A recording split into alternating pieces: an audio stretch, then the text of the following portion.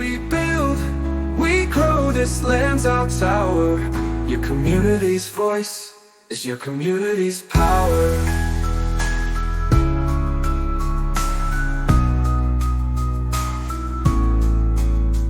Hello and welcome to Waking Up Curious with Miffy Ryan.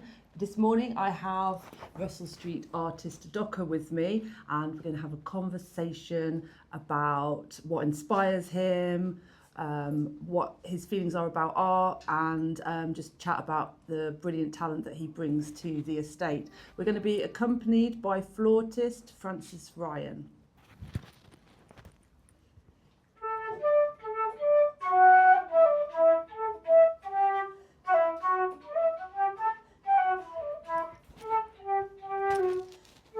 So, Docker, can you remember the first time you made a piece of art? It would be 13 years ago. 13 years ago, okay. Now, I did say this was going to be a sound test, but I kind of like going with the energy, and I think we're just going to roll. So hopefully, guys, you'll be able to hear us, and if you can't, well, you'll just have to fill in the gaps. So 13 years ago, do you remember what year that was? Ooh, I'm not good at maths. What year was that? A picture of my dog, very first picture I drew. A picture of your dog? Yeah. Yeah. It'd be 13. It would have been 13 in March, so it would have been 11 years. About 2, so it would be 11 years ago, I should imagine. Have you still got your dog, Docker? No, he died. No. So, is that a piece of art that's really important to you? Is that something that is really? Have you still got the piece of art? I should ask. That's me. Yeah. Prize jewel. Yeah. What? Can you remember thinking back to the time when you drew your dog 13 years ago or 11 years ago? Can you remember what the urge was to do that? Like, what inspired you? What was going on in your mind at the minute? Why did you suddenly decide, after all that time, to suddenly start drawing? Because it was the first time I let my dog off the lead, so he could run free. And he stopped and chewed a stick. It just looked adorable, so I took a photo of him. And I thought I'd love to draw that. There was an artist in town, Rosemary Mafrisi. She was in Ashby, very nice person. And so I asked her for private tuition and she showed me how to draw my dog. So I said, I drew it.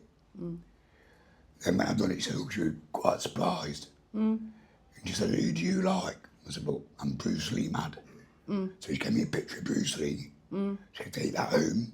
It'll take you 1 week, 1 month, 6 months, whatever, but then bring it back. So I drew it. I took it back to her. And I'm not boasting up and really big-headed or anything. She said, that's really good. And then she said, you've been mad to stop drawing. She said, you've got a talent to draw. And so I just thought, carried on from that. I'd done a couple more, I stayed in touch with her for a while. And then she said, concentrate on the blending, obviously. And then done a couple more, and I just got the bug for it. Yeah. And so then it's almost stop. like, there's two things there, isn't there? So there's like the spark, the initial spark, or the thing that inspires you, and then there's having that person just at the right place and the right time, just give you that little bit of encouragement. Well, that's where we're based at. Just the timing were perfect, you see. Right place, right time. And just a few kind words from a stranger. Yeah, that's right. Yeah. But I've not seen him for a long while now. Like her husband, Frank, they're both renowned artists. And I met him and he draws him dead thin. He's like an artist, can't remember his name. I can't remember his name. Arthur Rackham. Oh, I love Arthur Rackham. And he does drawings very similar to Arthur Rackham. Now that's really interesting that you should mention Arthur Rackham. I knew that when I was younger. Yeah. Very interesting, because my grandma gave me an Arthur Rackham book. My grandma was called Vera Hoyt, very severe Scottish lady, piercing blue eyes. She gave me an Arthur Rackham illustration book when I was a kid. And so I was always poring over those drawings. But we were talking this is totally tangential, but we were talking the other day about changelings. You know about changelings? So they're fairy people that have been put in a human family. So they nick the human baby, the fairies steal the human baby and plant a fairy baby in its place. And oftentimes, like, people with mental health problems or autistic kids or kids with ADHD in the past, Oh, wow. before we described them as autistic, were called changelings. That was how they explained their weird behaviour. But I love his work. It's very ethereal, isn't it? And magical. Did that surprise you there? You what? Did that surprise you?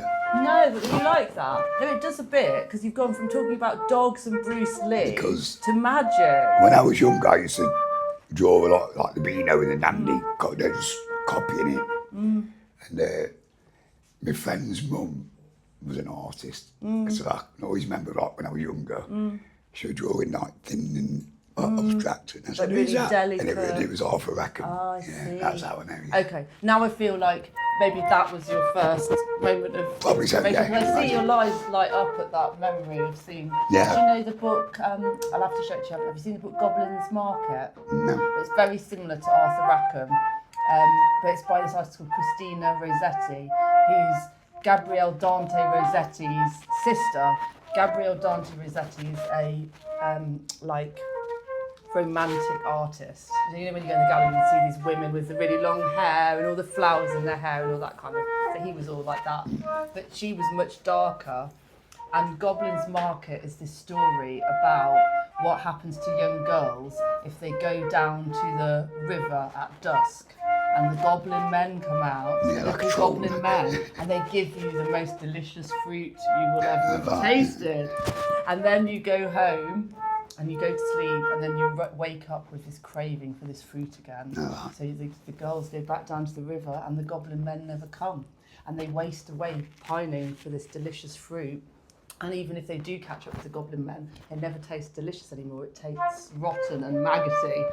So there's this whole story, and it's like, read into that what you want, you know. I'm like, you know. You've touched anyway, it out of the yes, basically. yeah. Yeah, So, yeah. but it's just really interesting that you're like talking about something that you experienced as a child that also I experienced, and like how inspirational. Well, that- I toys as I was a kid. Yeah, You know, yeah.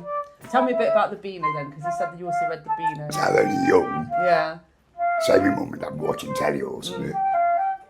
I'd go upstairs in my bedroom, just copy it. Then say, oh, yeah, good, you know, just done it. And that's what I did. And then I could always remember that my friend's mum, who was drawing off Rackham drawings, she says, always draw what you see. And that's just stuck in my head. And a lot of artists train through copying, don't they? So, That's what I do, yeah. Yeah. So would you say, would a fair description for you be, would you say you're a self-taught artist? Have you been taught, or have you taught yourself? Are you a self-taught artist? Me personally, no disrespect to those my freezing husband, I would say I was self-taught, but without It like, giving me that kick up the backside to get into it, because he says, carry on. It's no good doing one every blue moon. He says, keep at it, then it will come to you. so what's your work ethic like then, in terms of producing a picture? How long would it normally take you to make an image? What, a portrait? Or, Yeah, a portrait. How long would you Say- be working on a portrait for? Say, for example, I went to draw you on a, say, A4 basis, probably 8 hours, probably 9, to imagine. So those 8 or 9 hours, is that a week? Would that be done over a week or No, 3 days? well, Or it's funny you're saying that, because before, this is why I know I'm getting better for myself, I could only draw for about 3 hours at a time, for example, 3 or 4. Yeah, Then I'd start making mistakes, yeah. not getting bored, but missing out things which was obvious. So then the next day I'd do the same again, for another 3 hours. So like a normal portrait, which to take me 3 days, theoretically speaking, you were not on it for a full day. But now I've noticed in the last year or 2, I can sit there for 6 hours instead of 3. So over the years of me drawing, You're like drawing stamina as things basically, yeah. and I'm not losing interest, missing vital bits. Like before, I went for more than 4 hours, I'd It's intense though, Probably isn't it? miss a toenail or something. Yeah, but drawing is really intense. It's really hard work. You know, it takes a lot of concentration. Like when you are in situations trying to teach kids to draw, you know, even getting them to sit and draw for 2 hours, you know, is tough for them. That's like intense. Well, that's the barrier I've just broke. Yeah. I've gone to the stage now where I can go an extra 2 hours a day. Yeah. And still be the same as what I were when I first started it. You know, so. And when we talk about like artists and like the work that they make, we talk about having a body of work, like a collection of works that like hang together or like maybe are coherent as a whole, or like, you know, have a whole meaning, or like you've got like a mission, or, you know, like an obsession or something. Do you feel now like you have this body of work, or is that something that I feel like I've done something in a way I always wanted to achieve. Like I say, since I was a kid, drawing the Beano and the Dandy. And I could always remember, I was quite good at drawing at school actually. And I always thought, I wish I could draw like that. You know, they've got older. Like you see the Mona Lisa and things like that. I think, how does he draw like that? Or paint like that? And that's what, I'd love to do that. That's what I like at night time. I'll sit there. Say I've got a drawing to do, and I put it on my board. And I sit there like that, just looking at it for probably 2-3 hours a night, every night basically. And I think, then it comes to me.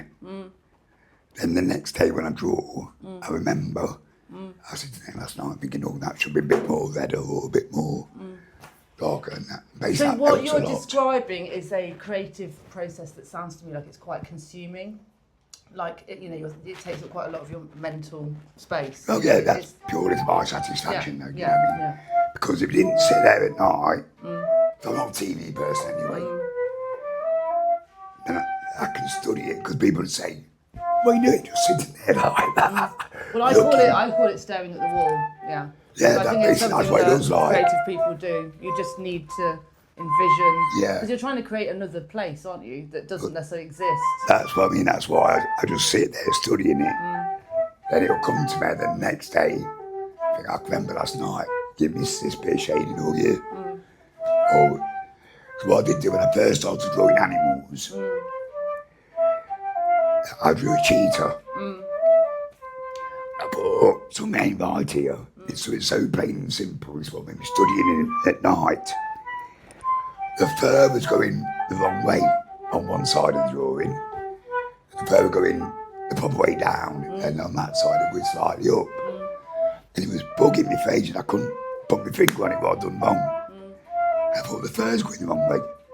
That's why I do it now at night. I sit there, and I think, so I can remember the next day, and then I just do it how I thought, you know, when I sit in there looking at it at night. So we've talked quite a lot about like how engaged and committed you are to your art practice, and how you're a self-taught artist, and about what's inspired you, and also who's encouraged you, or some of the people that have encouraged you. But just before we end this recording, I just wanted to ask you about your frustrations. So what's blocking you or frustrating you, or what have you not got yet that you need? So we're talking about inspiration, we're talking about engagement and passion and commitment and being self-taught and also persevering, yeah? So you've clearly got a lot of resilience, but what have you not got, or what has blocked you or frustrated you? What is the point of this conversation? Well, I don't. It might be probably just a learning factor, I suppose. I showed somebody who could draw me drawings a few years ago. And he said to me, Docker, you want to go, I was doing the A4 drawings. And he says, you want to go bigger. So I've done a few A3 ones. But I found out doing A3, I know it's only so much more, but it takes me a lot longer because it's bigger. I'm seeing it more. So I'm studying it more than an A4, even though it's the same picture. Because the bigger I'm drawing, I see more light in the eyes or more. Even though it's only so much bigger than an A4. And that's why at night I sit there. Because more images come to me. I say, if on an A4 drawing, say your eyes were blue, I'd use a grey and a white and a blue. Because it's everything a lot bigger and the eyes a lot bigger. I'm putting an extra colour in because I'm studying it more. You're seeing more colours. And that's it, And basically. that's why he told you to go bigger. Yeah, because probably so, yeah. Probably so. Yeah. Because the more space you have, Yeah. the more information you can communicate to the people. Yeah, because it's probably a good thing for me. Because say someone one day turns around and say, oh, can you draw a photo of me and my wife, for example, of my children? Obviously that's got to be bigger anyway, ain't it? So it's helping that way, because I've done a portrait of a chap and his 2 daughters. And that's what I do when I was sitting there at night, thinking I've got 3 to do. In different stages, yeah. It's the best one I've ever done. And in terms of value, so do you sell work? Do you Yeah, sell I get them, or commission you get drawings. Like, commissions? if my friend says, can you draw me dog or draw me grandma, or like, things like that. And in terms of then like a body of work, because you do these drawings and a lot of them are commissions or people request them, and then they go to those people, so they go to their homes. Or so if I said to you, right, Doctor, you've got an exhibition tomorrow, have you got a body of work? Can I, come to your studio? Is your studio your sitting room? Yeah, I've got a portfolio and everything. So you still have work so you keep work as well. So you do work for yourself as well, is what I'm saying. Oh yeah, I do. Yeah, but not. I'm not. Oh, I want to be that far. You know what I mean? So it's all like true saying practice makes perfect. But like I say, if it weren't for Rosemary and Freezy and her husband, I wouldn't be sat here now, because they gave me the inspiration to draw. And I can remember the husband Frank saying, keep at it, don't stop. And start 2 years later. So you're very good at what you're doing. And that's why he said, keep at it. So I did do that. But that was a few years ago, obviously. And I was working full time then. So I was working like 6 days a week. So I was only doing like probably 2 drawings a year. So I was at work all the time. And then when I got ill 6 years ago, and that stopped work, that gave me time to like sit down. I'm not working now, so instead of doing 2 drawings a year, I'm gonna do 4 a year. And that gave me that drive a bit more now. I can sit there every day happy as I'm drawing. So it's been it. Rosemary Freezy was the person who got me in out. And her words of advice, and I found out a few years ago she was an artist of the Midlands. And so, yeah, fair play to them people. Yeah. You don't seem to have a chip on your shoulder at all at the idea of being a self-taught artist, or having started later, or having your studio as the front room of your council flat, or any of the mechanics around. You don't seem to have a chip on your shoulder at all about that. You don't seem like bitter or No, I don't annoyed. at all. I don't think, oh, I wish I'd done that then. Because if you know then what you know now, we'd all be millionaires, wouldn't we? So basically, I'm dead. Very pleased at where I've got at this stage. For the self-education I put in, and the words and the advice and the teaching Rosemary and Freezy gave me. Because in my eyes, she's. Have you ever faced any negativity? Has there been a moment when someone's been unkind about what you do, or have people always responded positively? No, because if you ask me to draw you a picture, you don't get that picture until I'm happy with it. Simple as. If you like, say for example, I drew you a picture and I made a complete mistake, I don't think, oh, she won't notice it. I think, no, she ain't having it. Then I'll sit there, when I'll do the drawings, say the drawing's finished, completed, then I leave it alone for 24 hours. Then I go back to it, look at it, I'll put it in my cupboard out the way. Then for 24 hours, just leave it out the side. Yeah, fresh eyes. Then I go back a day later and think, that's it. Don't need to do anything else. All I ever do, I just touch it up and that's it. And is having an exhibition something you'd like to do? Is that something? Would you like to exhibit your work? I mean, that's a different thing, isn't it? Like, can you see your work in a show, in an exhibition, maybe with some other artists, or maybe on your own? Is that something that? I suppose if I always wanted to be an artist, for example, that would be one of my dreams. Like say, when I get older, I'll have an exhibition night. In that respect, yeah. So. Well, I'm pleased. hopefully the Bell Foundry Committee will be able to help you realise that dream, Docker. Oh, Thank you very worth much it. for talking No to problem, me this pleasure. morning. No problem. And thank you to the beautiful flautist, Francis Ryan. That was Miffy Ryan with Waking Up Curious with Docker and Francis. Good morning, everybody. We build, we grow, this land's our tower. Your community's voice is your community's power.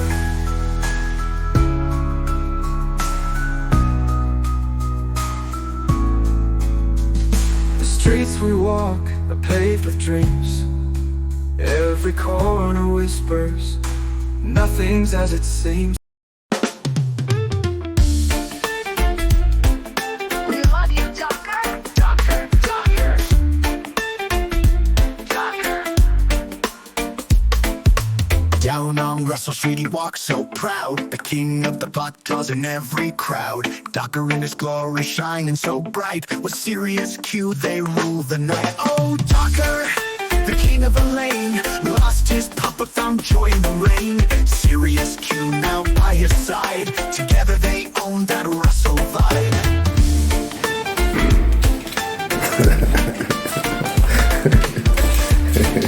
Yes, more than you. More than you Till today. dusk he walks that beat, the soul and heart of Russell Street.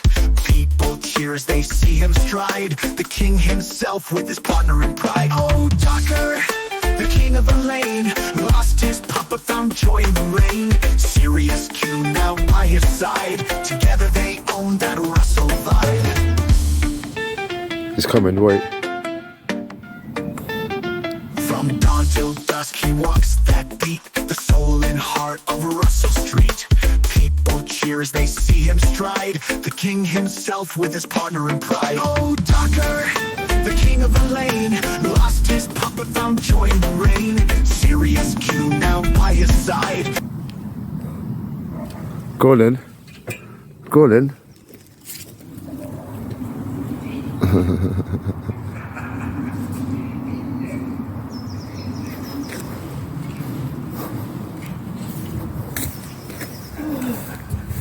You're right, Em. What have you got on? Yeah. What do you give one a biscuit? Yeah. Yeah, good boy. Yeah. You can't beat that, baby. You can't beat that. Sit there patient, he cracks me up there. Together they own that Russell vibe. Serious jumps and Docker laughs loud, spreading warmth through every crowd. Russell Street shines with a loving respect, the king and his friend, perfectly wet.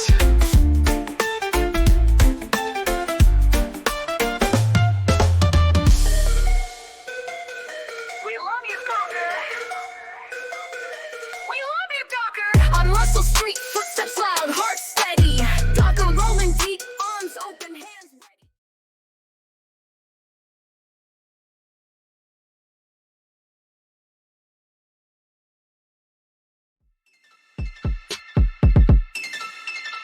Silent traveling music.